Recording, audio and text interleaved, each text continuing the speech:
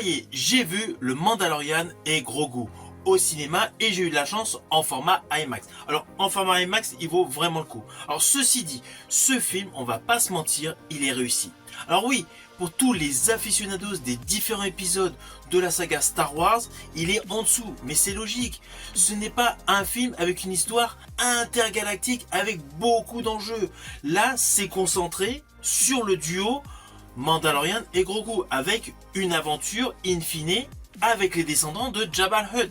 Et justement, cela fait une vraie suite aux 3 saisons de The Mandalorian disponibles sur Disney+.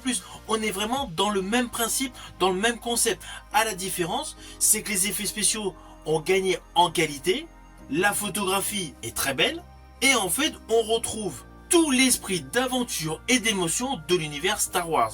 Et c'est bien partagé. En fait, la première partie, on va dire, elle est un peu plus concentrée sur le Mandalorian. Il est un peu plus mis en avant. La deuxième partie du film, Grogu, est mis un petit peu plus en avant. Évidemment, le final, tout le monde est à égalité.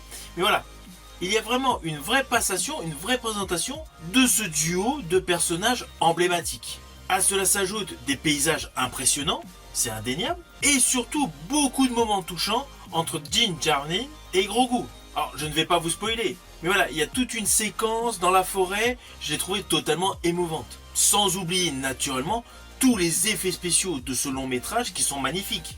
En fait, toute la réalisation est dynamique, on retrouve toute l'ambiance des séries issues de l'univers Star Wars qui sont disponibles sur Disney+, mais en mélangeant, en incorporant l'ambiance des grands classiques du cinéma, tout en apportant évidemment une vraie fraîcheur. Alors Grogu dans ce long métrage reste absolument attachant et il apporte implicitement de l'humour et de l'émotion. Je dirais même un peu plus d'émotion. Tandis que le Mandalorian, il confirme totalement son statut de héros. Perso, j'ai trouvé que ce film avait un rythme efficace et cela dès la scène d'ouverture avec des complotistes dans une planète enneigée. L'action au début voilà, se passe dans une planète enneigée et là le Mandalorian arrive pour essayer de capturer un méchant. Et en fait, dans ce long métrage, on voyage avec plusieurs types de paysages.